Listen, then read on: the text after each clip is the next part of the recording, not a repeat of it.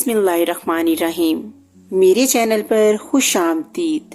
कहानी का आगाज करते हैं। जाहिद उस नबीना की तरह लाठी लेकर चलता है और उस नबीना को तलाश करता है कि उसे माफ कर दे। हमारे घर के करीब ही एक हलवाई की दुकान थी। एक नबीना उस दुकान के सामने से गुजरा करता।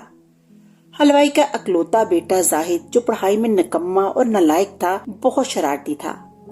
वो रोजाना उस नबीने को तंग करता और उस पर तरह तरह की आवाजें कसता। बेचारा नबीना जाहिद के सताने के बावजूद खामोशी से वहां से गुजर जाता। मैंने जाहिद को बड़ी दफा मना किया कि ऐसी हरकतें मत करे, तो उसने कहा कि मुअज्जम, मुझे इस नबीना को सताने में बड़ा मजा आता है। उसके वालिदैन भी उसे बहुत समझाते, मगर इस पर कोई असर न होता। एक दिन न जाने जाहिद के ज़हन में क्या ख्याल आया कि वो केलों के चंद छिलके उठा लाया। उसने जब देखा कि वो नबीना उसकी दुकान के आगे से गुजर रहा है, तो उसने केले के छिलके गले की नुक्कड़ पर बिखेर दिए। वो नबीना वहां से गुजरने लगा तो केले के छिलकों पर उसका पांव फिसला और वो गिर पड़ा। उसे हासी चोटें आईं और फिर उसके मुंह से बद्दुआ भी निकली कि अल्लाह पाक तुझे भी मेरी तरह अंधा कर दे। जाहिद के वालिद को पता चला तो उन्होंने जाहिद की खूब पिटाई की, मगर उस पर जरा भी असर न हुआ। कुछ अरसा ही गुजरा था कि जाहिद के वालिद का इंतकाल हो गया। अब जाहिद अपने वालिद की जगह दुकान पर बैठने लगा। नबीना भी कहीं चला गया था या उसने ये रास्ता ही छोड़ दिया।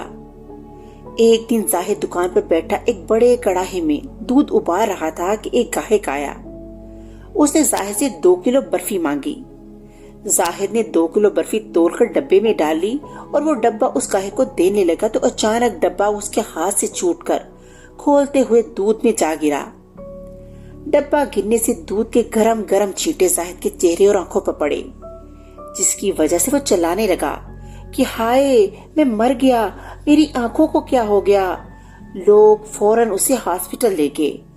वहां उसका इलाज ठीक तरह से ना हो सका।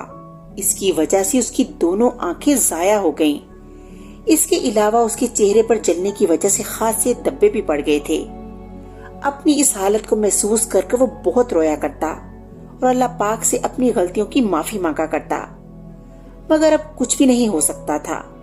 अब जाहिद उस नबीना की तरह लाठी लेकर चलता और उस नबीना को तलाश करता रहता कि वो उसे माफ कर दे। उसे जो भी आदमी रास्ते में मिलता तो उसे यही नसीहत करता कि कभी भी किसी नबीना को तंग मत करना और ना ही किसी का दिल दुखाना। इस तरह जाहिद को अपने किए की सजा मिल गई। इस तरह कहानी का अख्ताम हो गया। अगली कहानी के साथ फिर मिलूंगी, तब तक के लिए अल्लाह हाफिज।